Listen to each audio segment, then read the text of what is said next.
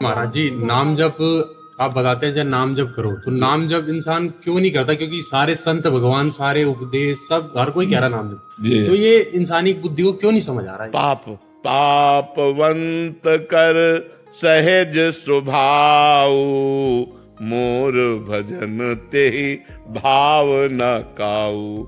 जो पै दुष्ट हृदय सोई होई, मोरे सन्मुख आव की सोई। निर्मल मन जन सो मोहि पावा, मोहि कपट छल छिद्र।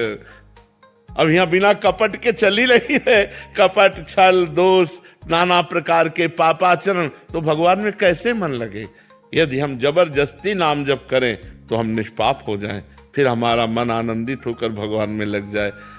सबसे कठिन काम संसार में भगवान का भजन करना है, नाम जप करना है। यदि भगवान का नाम जप होने लगे तो आनंद आ जाए भाई, पाप नष्ट हो जाए, दुख नष्ट हो गए। पाप का फल ही तो दुख है, पाप नष्ट हुए कि दुख नष्ट हुए, जीव परमानंद में डूब गया। नाम में बाबा जी ताकत तो बहुत है, क्योंकि मैं पढ़ता था, मेरे साथ एक मित्र थे, वो पहले मित्र नहीं थे, वो मेरे को देख के उन्होंने कहा तुम प्रसन्न बड़े रहते हो। मैं कहा हाँ बस कृपा है। मैंने ये नहीं बताया क्योंकि वो पहले मुझे पता था कि सिगरेट दारू सब थे, तो उन्होंने मेरे से एक दिन खुल के बताया ऐसे ऐसे मेरे घर में थोड़ा ठीक नहीं रहा था, मेरा कभी कभार मन करता मैं प्राण त्याग दूं। मैं कहा फिर मैं कहा यार ऐसे क्यों कह रहे हो आप? मैंने आपको बताया, मैं कहा ऐसे ऐसे हमारे महाराज जी हैं, आप 20 दिन सुनो लगातार और खाली नाम जप करना है 24 मिनट, जैसे आपने बताया एकांतिक सुनता मैंने बताया। भगवान के नाम में इतनी सामर्थ्य है कि वो भगवान को भी अधीन कर लेता है। भगवान देखो, सुमिर पवन सुत पावन नामू, अपने बस करी राखे। भगवान जिसके अधीन हो गए, सोचो नाम में इतनी सामर्थ्य है कि नाम ही को अधीन कर लिया। पर हम इतना अपनी भावना से बताते हैं कि जैसे हमारे पाप 500 ग्राम है और नाम अभी 50 ग्राम हुआ है, तो प्रभाव नहीं समझ में आएगा। जब 550 नाम पहुंचे तब चमत्कार समझ में आएगा। तो लोगों के पाप तो हैं 1 किलो और नाम है 2 ग्राम और वो चाहते हैं कि मतलब तो अभी मेहनत करनी पड़ेगी। सातु दीर्घकाल निरंतर सत्कार सेवितो दृढ़ भूमि, पातंजल जी कह रहे सा तू दीर्घकाल, वह जो नाम है वो दीर्घकाल निरंतर आदर के साथ जपा जाए तो दृढ़ भूमि, फिर पक्का हो जाएगा। खूब नाम जप करने का अभ्यास करे।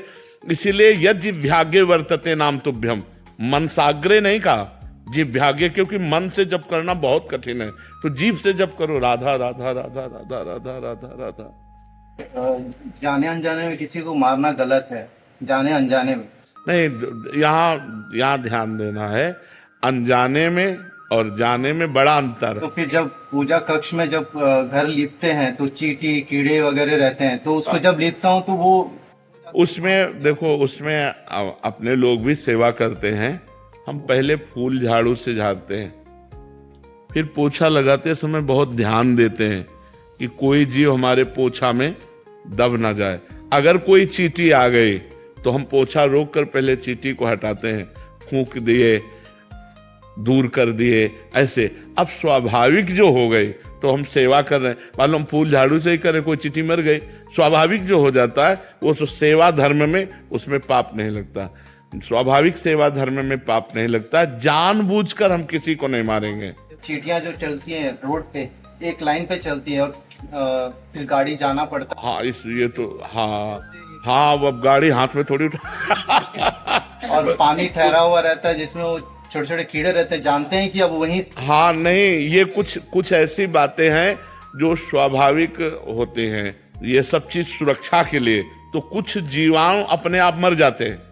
तो अब ये फिर देखो, सृष्टि का पालन और सृष्टि का रचना और सृष्टि का संहार तीनों समान लिखे हुए हैं।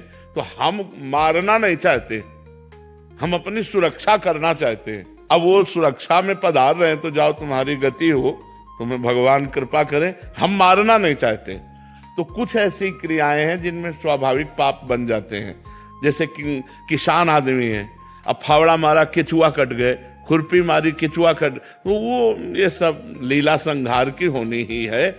अब कहाँ तक बचा के चले? सही पूछो तो ये जो श्वास प्रश्वास हो रही ना, इसमें भी जीवाणु है, ये जो श्वास प्रश्वास, इसमें कोई कण ऐसा नहीं जो जीव ना हो। जैसे मूली है, इसमें भी जीव है।